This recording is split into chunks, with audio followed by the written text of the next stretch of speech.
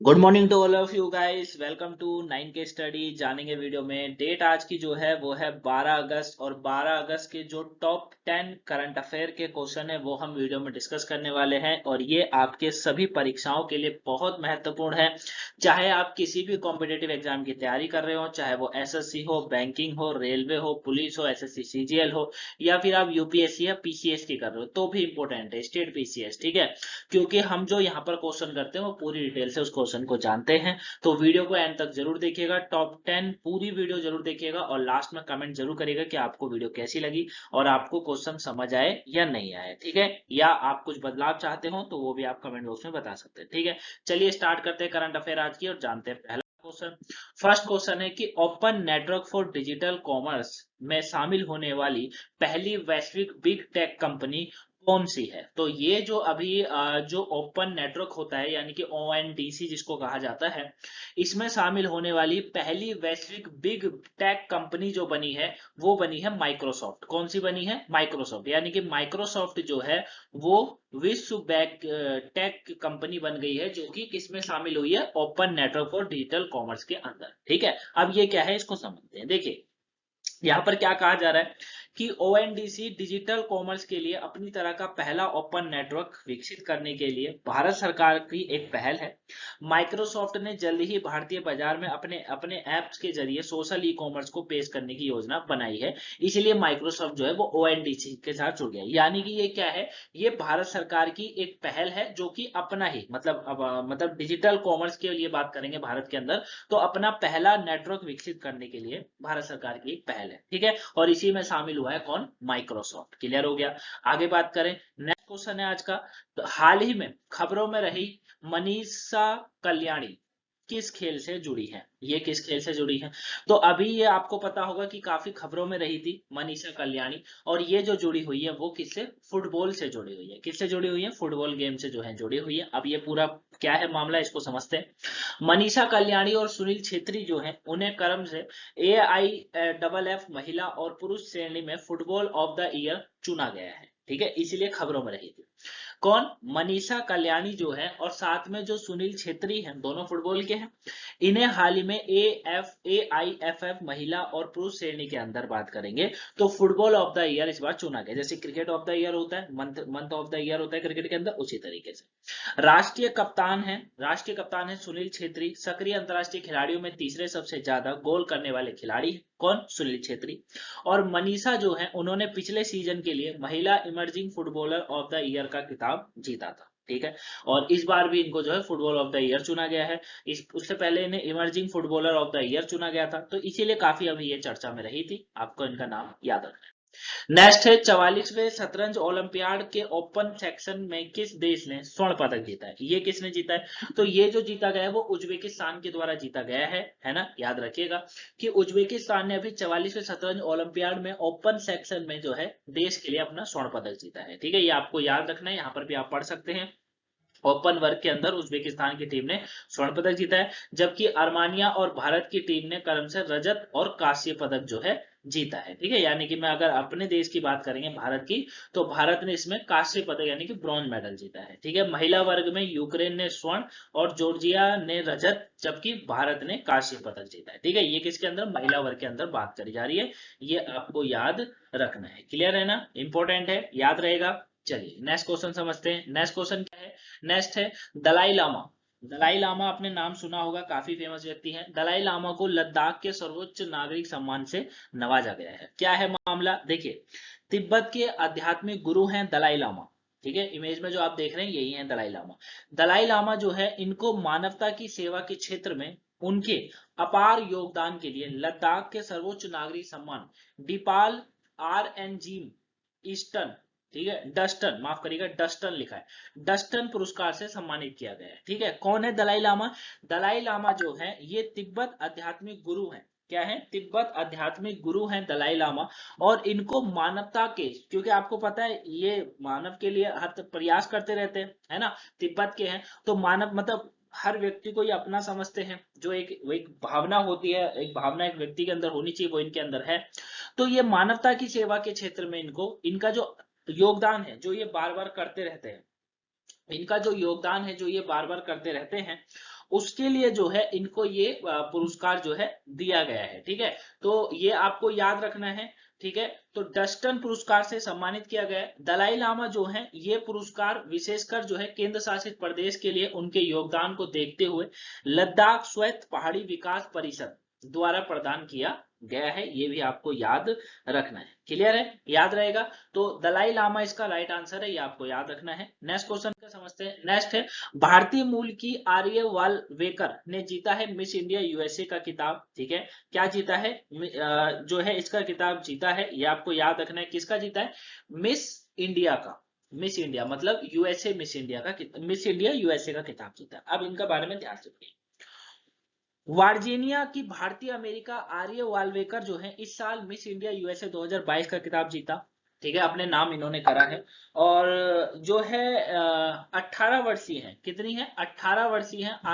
आर्य को new Jersey में आयोजित वार्षिक प्रतियोगिता में मिस इंडिया यूएसए का खिताब जो है इससे इन्हें नवाजा गया है। ये आपको याद रखना है। ठीक है, इससे नवाजा गया।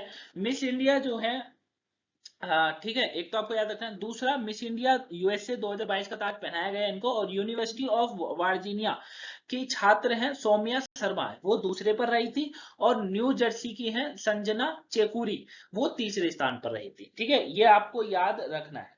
क्लियर हो गया, क्लियर है यहाँ पर। तो पहले पर अगर पूछा जाएगा, आपसे पूछा जाएगा भारतीय मूल की किसको मिस इंडिया का खिताब मिला, प्रथम स्थान पर आर्य वालवेकर, दूसरे पर पूछेंगे सौम्या शर्मा, तीसरे पर पूछेंगे न्यू जर्सी की संजना चेकुरी। ठीक है, चलिए नेक्स्ट समझते हैं। नेक्स्ट क्या है, नेक्स्ट है हरियाणा सरकार ने ईडब्ल्यूएस छात्रों के लिए, ईडब्ल्यूएस जो छात्र होते हैं ईडब्ल्यूएस, उन छात्रों के लिए चिराग योजना शुरू की है। क्या करी है, चिराग योजना शुरू करी है। ठीक है, अब इस योजना के तहत क्या हो रहा है कि सरकारी स्कूल के छात्र जिनके माता पिता की वार्षिक आयु 1.8 यानी कि करीबन 1,80,000 रुपए से कम है, वह कक्षा 2 से लेकर 12वीं तक प्राइवेट स्कूलों में दाखिला ले सकते हैं।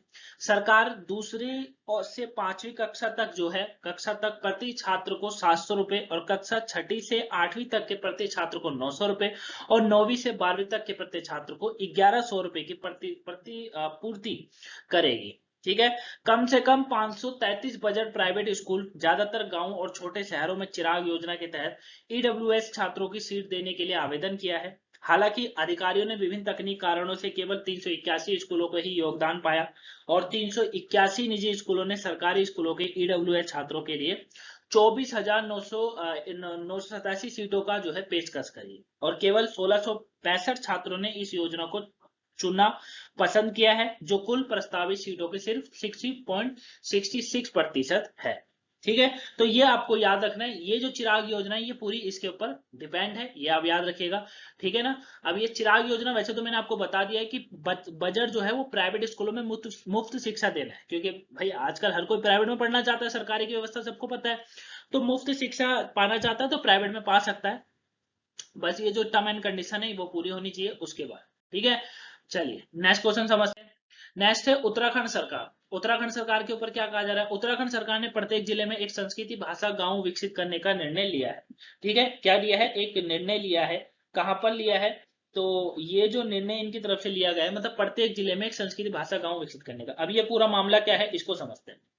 देखिए, उत्तराखंड की सरकार ने प्रदेश के सभी 13 जिलों में एक संस्कृति ग्राम विकसित करने का निर्णय लिया है। यानी हर जिले में एक ऐसा गांव होगा जहां लोग संस्कृति भाषा में ही बातचीत किया करेंगे। अब जैसे उत्तराखंड की बात चल रही है, उत्तराखंड के अंदर 2 लैंग्वेजों का यूज होता है।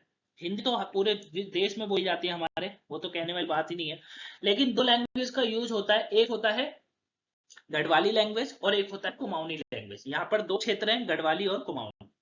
अब गढ़वाली और कुमाऊनी लैंग्वेज है, ठीक है, लेकिन आजकल अपनी लैंग्वेज कौन बोलना चाहता है, कोई नहीं बोलना चाहता। आजकल लोग तो हिंदी नहीं बोलना चाहते, उन्हें हिंदी बोलने में भी शर्म आती है ना, वो इंग्लिश का प्रयोग ज्यादा करते हैं। तो सरकार जो चाहती है यहाँ की, वो यही चाहती है कि लोग अपनी ही भाषा में बात करें। ठीक है, उत्तराखंड के शिक्षा मंत्री हैं धन सिंह रावत, उन्होंने भी कहा है कि इन गांवों के निवासियों को प्राचीन भारतीय भाषा को दैनिक बोलचाल में इस्तेमाल करने का प्रशिक्षण और विशेषज्ञ द्वार दिए जाएंगे, और संस्कृति प्रदेश की दूसरी आधिकारिक भाषा है। जाहिर सी बात है, देखिए आप लाइफ में कितनी भी तरक्की करें, बस 2 बातें मेरी याद रखिएगा। पहली ये कि आपको जो है ना अपनी संस्कृति से अलग नहीं होना है, मतलब अपने धर्म से बाहर नहीं जाना है, पहली बात। और आपको दूसरी बात, 3 लैंग्वेज आनी बहुत जरूरी है। एक अपनी देश की लैंग्वेज, दूसरा इंग्लिश, और तीसरा आपको अपनी संस्कृति लैंग्वेज आनी चाहिए। यानी कि आप जो भी है, पहाड़ी हैं, गढ़वाली हैं, बिहारी हैं, हरियाणा के हैं, जहां भी है, आपको अपनी अपने राज्य की अपने जो है संस्कृति लैंग्वेज आनी बहुत जरूरी। ठीक है, इससे कभी मत शर्माइएगा। जब आपके अंदर ये 3 चीजें होंगी, मतलब आपको ये 3 लैंग्वेज आती होंगी, आप सर्वश्रेष्ठ है, आपसे कोई टक्कर नहीं ले सकता। ठीक है, चलिए नेक्स्ट समझते हैं। स्वीडन और फिनलैंड को अमेरिका सीनेट ने नाटो में शामिल होने की मंजूरी दी। क्या है मामला? नाटो में फिनलैंड और स्वीडन की सदस्यता को अमेरिका राष्ट्रपति जो बाइडेन का मजबूत समर्थन प्राप्त है, जिन्होंने जुलाई में इस मुद्दे को सीनेट में विचार के लिए भेजा था। इससे पहले फ्रांस की नेशनल असेंबली ने भी जो है प्रस्ताव को मंजूरी दी थी, और यूक्रेन पर रूस के हमले से डरे स्वीडन और फिनलैंड ने नाटो की सदस्य बनने के लिए आवेदन किया है। इसके लिए जो है सभी 30 नाटो सदस्यीय देशों के समर्थन की जरूरत है। इनमें से अब तक 2/3 सदस्यीय देश समर्थन कर चुके हैं, ये इसमें बताया जा रहा है। क्योंकि आपको पता है, वैसे तो अगर रूस इस बात को एक्सेप्ट नहीं करेगा, लेकिन उसे करना पड़ेगा, क्योंकि ये दोनों जो है सदस्यता ले रहे हैं। ऊपर से स्वीडन और फिनलैंड को अमेरिका सीनेट ने नाटो में शामिल होने की मंजूरी दी है। ठीक है, ये पूरा मामला है। नेक्स्ट है, मशहूर अंपायर है रूडी कार्डजन का निधन हो गया। अभी आपको पता होगा कि दक्षिण अफ्रीका के मशहूर अंपायर हैं रूडी कार्डजन। इनका हाल ही में जो है कार हादसे में निधन हो गया, और 73 वर्ष के थे। ठीक है, और स्लो फिंगर ऑफ डेथ के लिए काफी मशहूर रहे हैं। स्लो फिंगर डेथ के लिए काफी मशहूर रहे हैं। दरअसल किसी बल्लेबाज को आउट होने का फैसला देते समय यह काफी धीरे धीरे आउट उठाते थे, और इस वजह से उन्हें स्लो फिंगर ऑफ डेथ कहा जाने लगा। ठीक है ना, मतलब धीरे धीरे आउट उठाना। काफी बार आपने इनको देखा होगा मैच में, अगर आप क्रिकेट के शौकीन है तो। क्लियर है, तो याद रखिए। नेक्स्ट है, आज का लास्ट क्वेश्चन है, विश्व जैव ईंधन दिवस कब मनाया जाता है? तो ये कब मनाया जाता है? 10 अगस्त को मनाया जाता है। याद रखिएगा कि विश्व जैव ईंधन दिवस 10 अगस्त को मनाया जाता है। जैव ईंधन के महत्व को उजागर करने के लिए प्रतिवर्ष 10 अगस्त को विश्व जैव ईंधन दिवस मनाया जाता है। जैव ईंधन पशुएं अपशिष्ट, शैवाल, औद्योगिक और कृषि अपशिष्ट से उत्पन्न होता है। जीवाश्म ईंधन के विपरीत वह कम समय में उत्पन्न होता है और तरल या गैसीय होता है। ठीक है, ये आपको याद रखना है। 2015 के बाद से विश्व जैव ईंधन दिवस मनाना शुरू किया गया था, ये भी याद रखिए। तो आई होप आपको 10 के 10 टॉपिक अच्छे से समझ आ गए होंगे। कोई डाउट हो कमेंट बॉक्स में बता दीजिएगा। वीडियो को लाइक, सब्सक्राइब, शेयर कर दीजिएगा। मिलेंगे नेक्स्ट वीडियो में, तब तक के लिए थैंक यू फॉर वॉचिंग।